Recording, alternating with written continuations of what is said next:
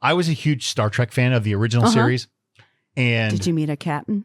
Well, it wasn't a captain, but it was James Doohan, Scotty. Okay, nice. And I was so excited. He was coming to the radio station. I was so pumped. I was just, oh man, I was beyond words. And he showed up and he was drunk. Now, this is a morning show that we do. Scotty, no. Was drunk. I mean, it blew. I'm like, no. You can't operate the transporter drunk. Yeah, I think that's against the rules. You can't give it all you got, Captain, if you're drunk. There will be no beaming up while drunk. Yeah. Is that a BWI? Beaming while intoxicated? Oh, wow. That's actually pretty good. You better leave it there. That was pretty good.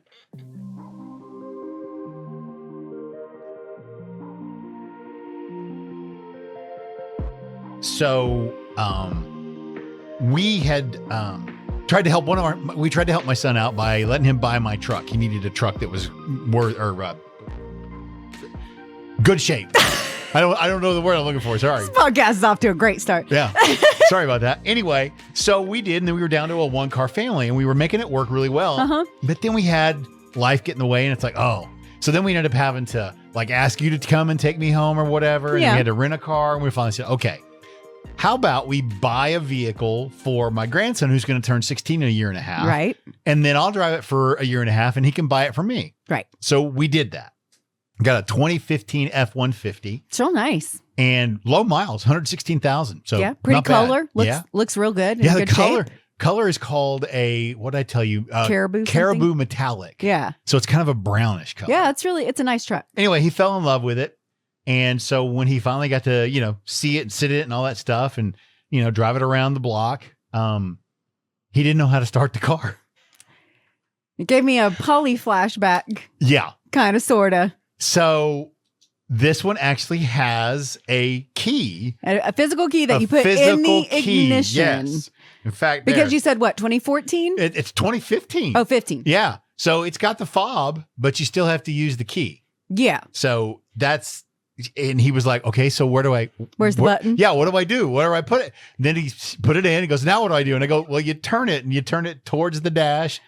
I mean, it's crazy that you don't know how to start an ignition. Right. Without a button. In this day and age. Well, I mean, if you're that young, like when I was growing up, obviously, I saw my parents start a car thousands of times. There was no question on how you start a car. And we had 2 keys. And yeah, we had 2. You had the door key and the ignition key. One was round and one was square. Yeah, so you know which one's which. So back in the day, that was normal. So I was not phased at all.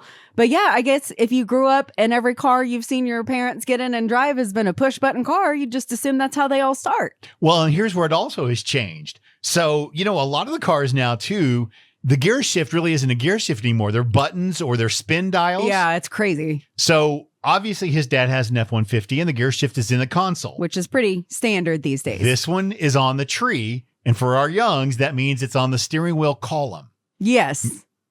So I had to explain how to do that too. How to shift off of that. Yeah. See, my dad's truck from 74 has that shifter up there too. Yes. So yeah, it's just crazy to me. I feel old, Jeff. I know. And that's what I was laughing at but as I'm laughing going, okay, how old am I and how young is he? I also thought, how cool is this that I'm teaching him a life lesson that a lot of kids his age won't know? It's true. God forbid you end up in some kind of apocalyptic world and it's only keys that start. He'll know how to do it. I mean, knowledge is power. It's good to know that stuff. And if you're going to drive, my dad worked this way with me. You need to know the basics. What if your tire goes flat? You need to know. What if you're in an unsafe area? You need to know how to change your tire. You should know how to check your basic fluids. Yes.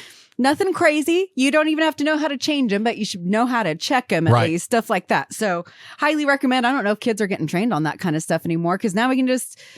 we got apps for that. Somebody will come out and save us. We don't need to do all that work ourselves. But I'm like, just learn how to change a tire, man. It saves you so much time. Yeah.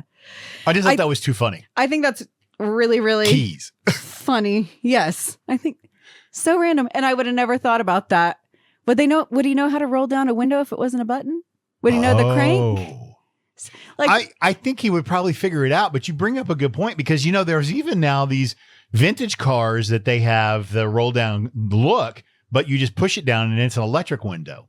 Oh, it it's looks just for like the a vibe? crank, but it's actually, you just push down and push up.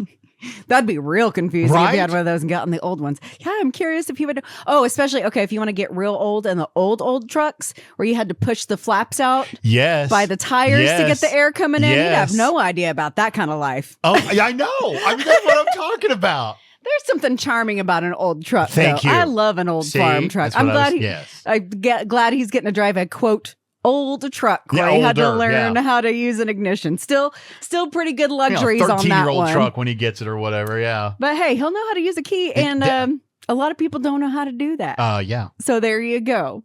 Let's see. Where do I want to go from here? Yeah, where do you want to go from here? Well, okay. I recently had some family in town, and you make a lot of fun of me because I'm cold all the time. I'm cold. It's 107 degrees out. You need a jacket? I hear this a lot. It's not just me. How many times does Noble McIntyre walk in here and ask you why you have a sweatshirt on? I get a lot of crap for being cold, okay? It's because it is 107 degrees out. Yes. And then when you go in buildings, they have the air conditioner cranked to 60. So it's so freaking cold, I'm shivering everywhere. One restaurant that is delicious, not trying to throw them under the bus because I love them and we eat there all the time, but it is consistently cold. Not you, Chewy's, but also Chewy's.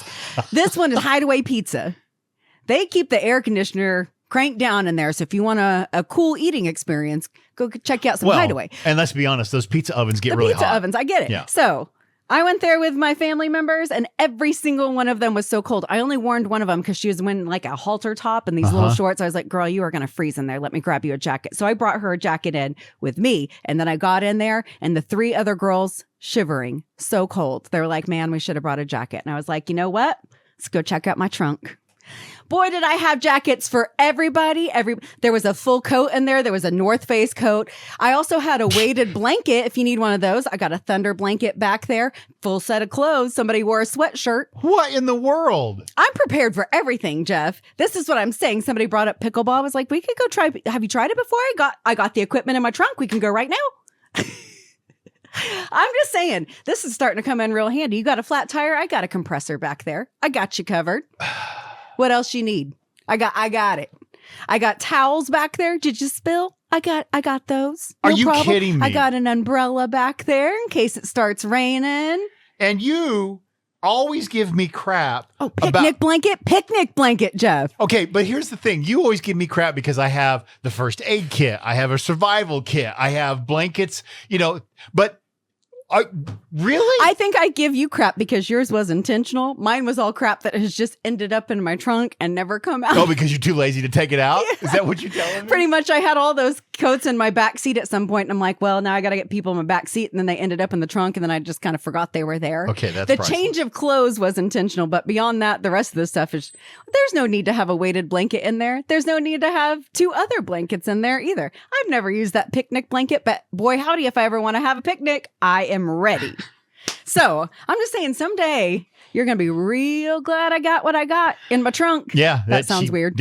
Yeah, that actually stopped. Aren't you glad I got what I got in my trunk, Jeff? Yeah, I'm not sure about that. I don't know if those cameras caught. Did they catch Dave coming in? Probably so. That is too funny. See, you can tell we actually record this podcast right here in our studio. Yeah, and we shut the door so people will take the hint, Dave. Yeah, but I guess they didn't. Okay, so here's what I think is funny too, is that you are freely admitting that, okay, it's just because I haven't taken them and cleaned out my car. That is correct. I do probably need to sort through the trunk. So maybe you could do that. I probably should do that. But hey, they weren't on the inside of my car at least. So everybody had a place to sit. I could pack everybody in. I had 4 other people in there. Does smelling like trunk count as dirty? You know, that little bit of must, like it's been in the trunk for a little bit? Those coats have been in there, since it was actually cold outside. Okay, yeah. So those were smelling a little bit musty, I will say. They smell like trunk. Now, is that dirty? I don't know. It smells like trunk. Okay. You have a great segue if you're done there. Yeah. Well, how does it what did you say about your junk and trunk or whatever? Do you remember how you said that? You're going to be glad that I got all this about the stuff in my trunk or something like whatever that? Yeah, you something said. Along those lines. Okay. That kind of leads me to the next thing I want to talk about. There was this a video that broke earlier this week of a news anchor that was doing a story on Buc-ee's. And obviously had to talk about the mascot, Bucky Beaver. Right. The word beaver made him lose it, obviously. Okay. I thought it was because they asked him if he would eat beaver. It was. So it wasn't necessarily just the word beaver. No. It was the context It of is the the sentence. way that he and hit, that one would have got me too. I gotta say, right. Just the word beaver, not as much, but yep, But that got me. The reason I bring this up is are there words or a word? Yeah, that for you obviously makes you break every time. I mean, not every time.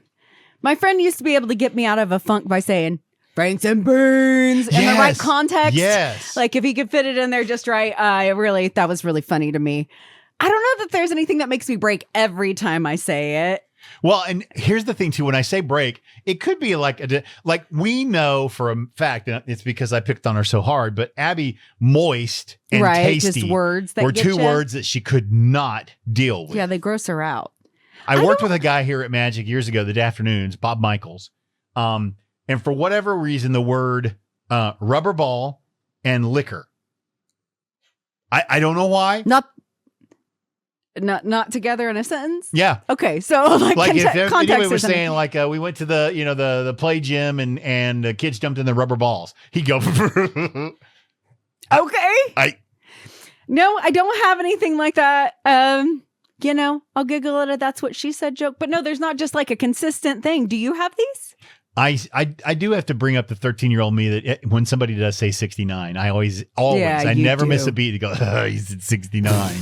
I mean, I don't know that I have one that I'm just like, I lose it every time, but it did make me kind of stop and think and go, man, there's gotta be words that people hear and they're just like, oh, that's the funniest word ever. No, I know some people get stuck on different words. I personally don't struggle with that, which is great because we're on the air. Oh. So that'd be a real problem if you said something and I just couldn't get rid of my giggles. Right. Well, and I think it does, like you said, with the context, I think it does. Oh, we've said a lot of things with context that we could barely keep it together because we didn't mean it like it sounded, but it came out, and then you're like, "Uh-oh!" Like how much stuff you like in my trunk. Your favorite or one of the restaurants I couldn't. I don't get BJ's restaurant, and I asked you about that. BJ's Brew House. Yes.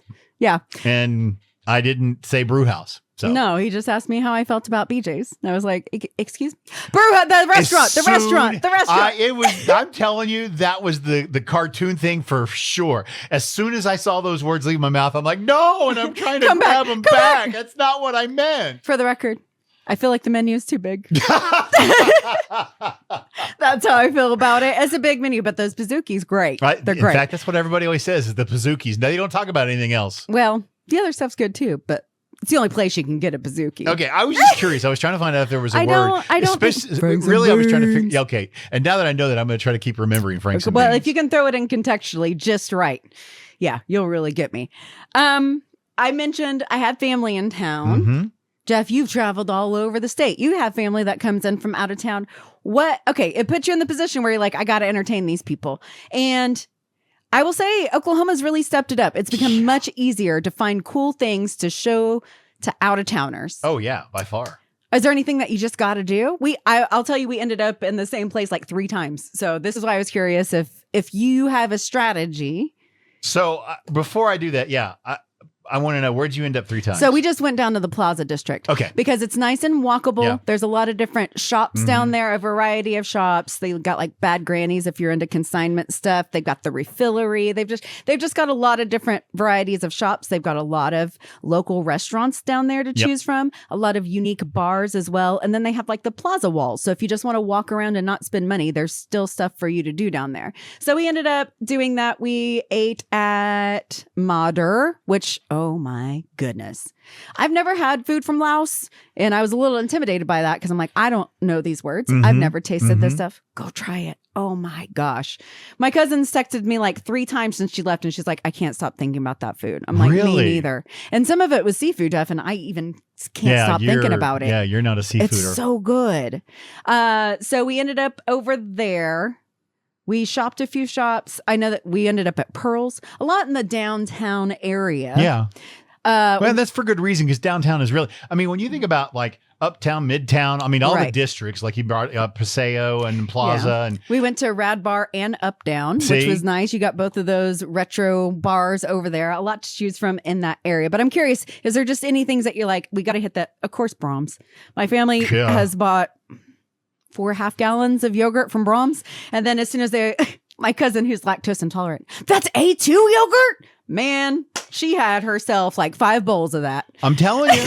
I tell you all the time. A2 cottage cheese, A2 milk. It's the stuff. Oh, so, of course, Brahms bomb. is on the list. So when family comes into town, I usually try to assess, like if it's going to be 100 and whatever, right? Probably not going to do a whole lot out. Yeah, I was sad. Like the farmers market would have been fun on a Saturday morning, but nobody wants to walk around in that heat. Yeah, right. But then I bring up, and I try to figure, because like as cool as Andretti's is right here next to us, right, kind of expensive. Yeah, kind of, but also you can do that in other areas too. Right. I try to think of things unique, like Oklahoma Factory Obscura. Stuff. Yes, Factory I took them Obscura, last time. Okay, that's obviously on my list. If you got to find something to do that indoors, was great. That was a big hit with everybody. Yeah, because it's not your typical museum. Mm-hmm. Yeah, and it's very hands on, and I don't know. I think it's really, really cool. I mentioned Oklahoma Contemporary. We didn't get around to it, but that's a free museum. And so I think that's a good option too. Oh, yeah. We just kind of ran out of time. And I will say, if you haven't checked out, a ton of our museums, whether they're free or paid, you're missing out. And I know, especially for folks that have grown up here in Oklahoma, the Cowboy Hall of Fame. Yeah. If you haven't been in even 5 years, maybe even 2 years. They're constantly changing stuff out. That place is amazing. And it's not the same old place that you grew up with and you took, field trips to. Yeah. And First American Museum as well.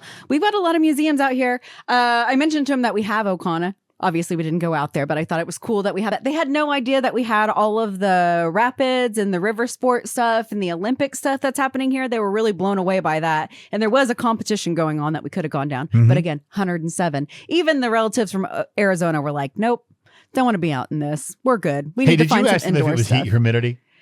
I did ask him because that's the thing. If you're not from Oklahoma, we're like, oh, it's the humidity that gets you. It's not the heat here. So what'd they say? They did say it makes a difference. It does? They do feel the difference in the humidity between the two. So we're not just making that up. I didn't want to digress too far off of that. Oh, no. But I also, when I've got family in town, because you asked, I'm like, okay, well, we've got to go to these restaurants. And I start, They always want to hit Ted's. That's like a family favorite. That's interesting. They all want to go to Ted's when they come. But another thing I didn't realize, one of my cousins from Eugene, Oregon, and that's like hip happening college town. She was so impressed with the variety of foods that we have. Like we went and had Peruvian one night. We had Turkish one night. We had Laos one night. She was like, we just don't have a wide variety. These places don't stay in business in Eugene. So I was really proud of Oklahoma City stepping it up and keeping this huge variety of, we have a lot more culture than I think people think we have. Amen. For sure. I was going to say, some of the things I like to do too is, I'm a huge state park fan. Mm-hmm. So depending on what time of the year they're here and stuff, and depending on what's going on, I for a great example, this isn't a state park, but it just made me think of this. The Peach Barn in Muskogee is just right outside of Porter, where the Porter Peachers are from. The last time we had family in town and we were up in that area, we went there. We went to the Amish store and the Peach Barn. And those are experiences, I'm telling you, that you're like, wow, why didn't we do this before? Because it's something that you can't do everywhere. Exactly. I'm real proud of our little city and all the things that it's got to show off in it. I just really felt like, hey, I've actually got some options. And I hadn't even considered the variety of food. The fact that we have so much food around. I was like, yeah, Oklahoma City. Right? Get it. Exactly. I'm proud of us. Yeah. I think that's all I got, Jeff. Other than... Okay, I do have one more thing. Joe Bros are coming. Yep. Coming to town. It's big news for people like our friend Abby. Yes. This is like the biggest news in the world to her. Is there anything you could get that excited about? Can you even think of one thing that you would be like, oh my gosh, this thing is happening? Stop my life kind of thing? Yeah. Oh. The only thing I can think of that I was legitimately like, oh my gosh, I've been waiting for this, was when they released the new Bill and Ted movie. The Face the Music, the third one. I was like, oh, they really did it. They're bringing it back. And they got like all of the original people on it again. And I was legitimately, the inside of me felt like a little kid lighting up with joy on Christmas morning. But that's the last thing I can remember, just being like, oh my gosh.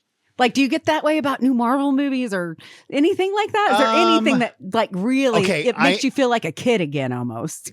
I am kind of geeking out and getting a little excited about Avengers Doomsday, but not to that degree, because lately Marvel's just kind of missed. They haven't missed to the swing that DC has missed. Man, they have missed hard. Yeah. Superman and Supergirl. I mean, they barely were out and they were already on video. Yeah. I mean, it's bad. But Marvel has missed too. And I'm just like. So it's killed all of your excitement on the inside? Well, it's just kind of sucked some of it out. And then like we were talking about this the other day on the radio. It's like for the D3, the Disney, con. They're just doing a bunch of remakes. You're doing a bunch of sequels and stuff. Yeah. Like, add a number to whatever it was. Right. Yeah. Or, hey, Star Wars is still big. Let's do another one of those and call it Starfighter or whatever. Yeah. The closest I think I could probably have gotten to that, actually, it was last year when OU got to host a playoff game. Okay. Yeah. That makes sense. That gave you the joy of a little child on Christmas and knowing morning. that I had tickets and knowing I was going to be there and knowing that we actually got to get not on set, but we were on set for college game day. Yeah. I mean, okay. Now that you brought, that was amazing. It didn't turn out the way I wanted it to turn out. No, but that feeling of excitement on the inside that you get so rarely as an adult, like it really has to strike a chord with like your inner child and your adult likes all at the same time. Well, there's so few things that fit in that box. It was the first ever playoff game to be held in Norman. I mean, that's awesome. And it started off just so magical. I mean, we're up like 21 points. It didn't turn out, but it was leave it so there. Good. So good. Okay, good. I'm just glad there are occasional little things. Yes. But I'm just so jealous when I see kids, not that Abby's a kid. No, but she's a kid. Kids get excited about stuff. Dogs get so excited about the smallest. I'm like, man, I just wish I could get as excited as them about anything. But I guess for me, it was Bill and Ted Face the Music. And I don't know maybe if they actually make another Encino Man. Like they promised at the end of the movie, like I've been waiting for 30 years. Maybe if I heard that was announced with the original cast coming back, all that, I might feel that same inner excitement. Maybe a little Boy Meets World stuff gives me that. Yeah, but not from time to time. Yeah. But not like that. And is it multiple times that you've met the cast? I have met the cast multiple times. So, I mean... And that was exciting, but there's a little bit of pressure because you're a little bit nervous and stuff. And that's what's good. So the very first excitement. time that happened, though, you probably were like, oh, this is so cool. This is so cool. Yeah, but I was like a nervous excitement. Like, what are we going to say to him? And at those cons, you don't get very long, especially in the photo lines. They move you through pretty fast because they got to get all these photos in. So I was like, if we just get one sentence, what are we going to say? So that was a nervous excitement, not just like a full-blown child excitement. The other one that always pops in my head when I get asked these kinds of questions is I was a huge Star Trek fan of the original series. And did you meet a captain? Well, it wasn't a captain, but it was James Doohan, Scotty. Okay, nice. And I was so excited. He was coming to the radio station. I was so pumped. I was just, oh man, I was beyond words. And he showed up and he was drunk. Now, this is a morning show that we do. Scotty, no. Drunk. I mean, it blew. I'm like, no. Aww. No. I mean, I'm okay if you had the smell of alcohol, but no, he was full on drunk. You can't operate the transporter drunk. I think that's against the rules. You can't give it all you got, Captain, if you're drunk. There will be no beaming up while drunk. Anyway, that's Is that a BWI? Beaming while intoxicated? Oh, wow. That's actually pretty good.